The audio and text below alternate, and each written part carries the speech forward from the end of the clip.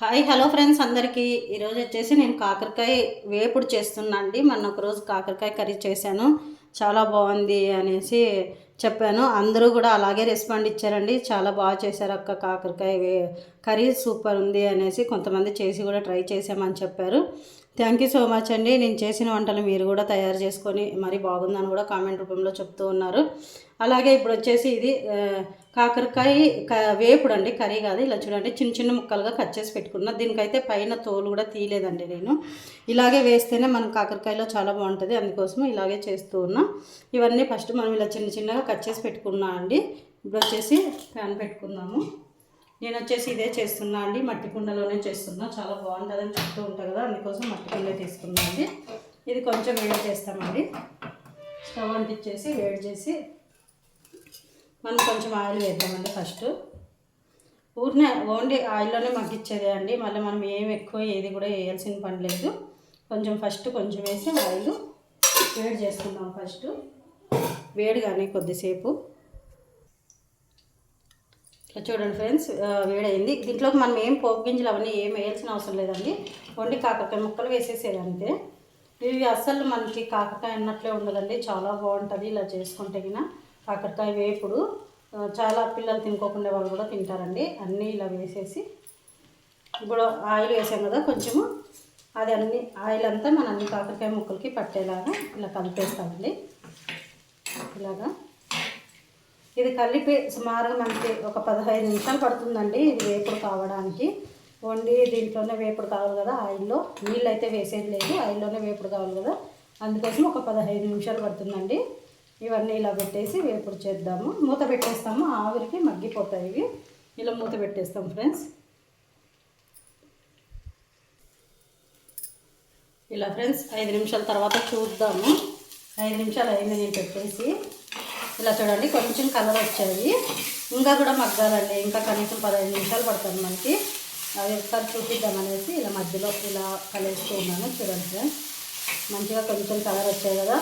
అది కాకరకాయలో నీరంతా ఆ నీరులోని ఇదంతా మంచిగా ఉడికిపోతుందండి. మనకి ఉడికిపోతుంది, తర్వాత వాటర్ అంతా వెళ్ళిపోతుంది. చేదు కూడా అనిపించదు మనకి, చాలా బాగా టేస్టీగా ఉంటుంది. మనం ఏదైనా వేరే కాయగూరలు తిన్నట్టే ఉంటుంది. కాకరకాయ అస్సలు ఉండదు, చేదు కూడా అస్సలు రాదు. ఇంకా కనీసం మనము ఒక 10 నిమిషాలు వేపుకోవాలి. ఇలా మళ్ళీ మూత పెట్టేస్తామండి. ఇలా చూడండి ఫ్రెండ్స్, 10 నిమిషాల తర్వాత ఇప్పుడు ఇంకా కొంచెం మగ్గిపోయినాయి కదా. ఏమంటే మనకి నిదానం అవుతుందండి ఇది చేసుకోవాలంటే, అయినా టేస్ట్ మాత్రం సూపర్ ఉంటుంది. కాకరకాయ కర్రీ నిదానంగా వేయించుకొని చేసుకున్నా కూడా టేస్ట్ సూపర్ ఉన్నది. ఇంకా మనం ఒక 5 నిమిషాలుగా మగ్గించాలి. మగ్గితే ఇప్పుడు ఆయిల్లో బాగా మగ్గిపోడిస్తాను గాను. చూడండి, ఇప్పుడు బాగా చిన్నగా అయిపోయినాయి కదా ముక్కలు కూడా, లావులా ఉండేది ఆ నీరంతా వెళ్ళిపోయి ఆయిల్లో వేగాయి కదా, అందుకోసము బాగా చిన్నగా కనిపిస్తున్నది ముక్కలు కూడా. ఇలా వేగితేనే మనకి బాగా మంచి టేస్ట్ వస్తుందండి. ఇలా ఇంకొక 5 నిమిషాలు వేగనిస్తే సూపర్గా సరిపోతాయి మనకి. అప్పుడు తర్వాత దీంట్లోకి మనకు కావాల్సిన పదార్థాలన్నీ వేసేసుకున్నాము. కొంచెం వేగనిస్తాము. ఇప్పుడు ఇవి అప్పుడప్పుడు ఇలా అనుకుంటే మనకి పైన కిందివి మంచిగా కలిసి వేగుతాయండి, అందుకోసం ఇలా చూపిస్తూ ఉన్నాము. ఇది చాలామంది కాకరకాయ చేదు ఉంటుందని చెప్పి చాలామంది ఎలా చేసుకోవాలో తెలియక తినరండి అసలు. ఇలా కూడా ట్రై చేయొచ్చు. కాకరకాయతో ఒక 4-5 రకాలు కర్రీలు చేసుకోవచ్చండి, చాలా బాగుంటుంది. ఇంక ఇప్పుడు మరి ఒక 5 నిమిషాలు మగ్గించేస్తాం, అప్పుడు పూర్తి అవుతుందండి.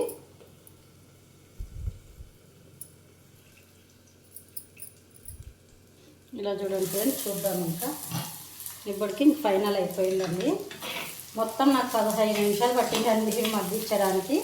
ఇలా చూడండి, ఇంకా చన్నగా అయిపోయినాయి. దీని నిండా వేసాను కానీ కొంచెం అయింది. ఇవి వచ్చేసి 1/2 కేజీ కాకరకాయలు అండి, కానీ అంత కొంచెం అయింది చూడే మగ్గడం వల్ల. ఇలా చూడండి ఫ్రెండ్స్, ఇప్పుడు దీంట్లోకి కావాల్సిన పదార్థాలన్నీ వేసేస్తాము. ఇలా చేసుకుంటే మనకి 15 రోజులు నిలువ ఉంటుందండి. ఇది ఎక్కడ కూడా మనకి చెడిపోదు, ఎందుకంటే ఓన్లీ ఆయిల్లోనే బాగా మగ్గిచ్చేసాం కాబట్టి ఉంటుంది. తగినంత కారం అండి, ఇందులోకి తగినంత కారం. ఇది ఇలాగే మనకి ఊరగాయ కూడా చేస్తారండి. కాకరకాయ ఊరగాయ వేసి బయట దొరుకుతూ ఉంటుంది, కానీ అది వేరే రకంగా చేస్తారు. ఇలా మగ్గిచ్చి దాంట్లోకి వేయాల్సిన పదార్థాలు వేరు ఉంటాయి. ఇది వచ్చేసి జీలకర్ర పొడి అండి. నేనైతే జీలకర్ర పొడి వేస్తాను, చాలా టేస్ట్ ఉంటుంది. అందులోకే ఇవి ధనియాలు కూడా వేసుంటానని చెప్తాను కదా, ఇంకా అదే వాడేస్తాను అండి. ధనియాలు సపరేట్గా ఏం వాడను. ఇది వచ్చేసి పసుపు అండి, తగినంత ఉప్పు. ఇలా ట్రై చేసి చూడండి, చాలా బాగుంటుంది. ఇలా చూడండి ఫ్రెండ్స్, తగినంత ఉప్పు మనకి ఎంత వీలైతే అంత. కొంతమంది ఎక్కువ తింటారు, కొంతమంది తక్కువ తింటారు. మాకు దీంట్లో సరిపడంత వేసేస్తున్నాను. ఇది వచ్చేసి ఒట్టి కొబ్బరి పౌడరు. ఒట్టి కొబ్బరి పౌడర్ అండి, ఒట్టి కొబ్బరి ముందే పౌడర్ రెడీ చేసి పెట్టుకుంటాను. ఇలా ఎట్లకైనా వేయాల్సి వస్తుంది కదా అనేసి. ఇప్పుడు ఇది వచ్చేసి మగ్గిస్తామండి, 1 నిమిషం అలా. అంటే ఇంకెక్కువ మగ్గాల్సిన అవసరం లేదు. మనకి కారం ఒక్కటే కొంచెం అలా పచ్చివాసన లేకుండా మగ్గితే అంత రెడీ అయిపోతుంది. ఇందులో కాయలు కూడా అవసరం లేదండి, మనం కావాలి అనుకుంటే ఇంకా కొంచెం వేయచ్చు, కానీ ఇదైతే సరిపోతుంది. ఆయిల్ కూడా ఎక్కువ మనకి ఆయిల్లో మగ్గిస్తాం కదా, చాలా ఆయిల్ కావాలనేది కూడా ఉండదు, కొంచెమే అండి. చూడండి ఇప్పుడు సూపర్గా కనిపిస్తుంది. ఇది రొట్టెలో కానీ చపాతీలో కానీ తర్వాత రైస్లోకి అయితే ఇంకా సూపర్ అండి. నాకు రైస్లోకి చాలా ఇష్టం ఇట్లా కర్రీస్, కానీ కొంతమంది వాడరు కదా, రొట్టెలోకి చపాతీలోకి తింటారు. ఇది అసలు ఎక్కడ కూడా చేదు ఉండదండి. ఇది ఇలా చూడండి, ఇంకా రెడీ అయిపోయింది. ఇంకా స్టవ్ కూడా ఆఫ్ చేస్తామండి, ఇంకా అంత రెడీ అయిపోయింది. ఇలా చూడండి ఫ్రెండ్స్, కాకరకాయ కర్రీ వచ్చేసి రెడీ అయిపోయింది. ఇత్తనాలు కూడా బాగా మంచిగా కనిపిస్తున్నాయి చూడండి, అవి కూడా కరుము అని చాలా టేస్టీగా ఉంటుందండి, చాలా బాగుంటాయి. ఆ ఇత్తనాలు కూడా టేస్ట్ మంచి పొగలు వస్తుంది చూడండి. ఇది అన్నంలోకి వేసుకొని తింటే సూపర్ అండి, అంతా చాలా బాగుంటుంది. ఇలా మీరు కూడా ఒకసారి ఘాటు వస్తుందండి కొంచెం, మీరు కూడా ఇలా ఒకసారి ట్రై చేసి చూడండి. చూసి తర్వాత కామెంట్ బాక్స్లో కామెంట్ కూడా చేయండి ఫ్రెండ్స్. మన ఛానల్ మీకు నచ్చినట్లయితే లైక్, షేర్, సబ్స్క్రైబ్ చేయండి ఫ్రెండ్స్. బాయ్ అందరికీ.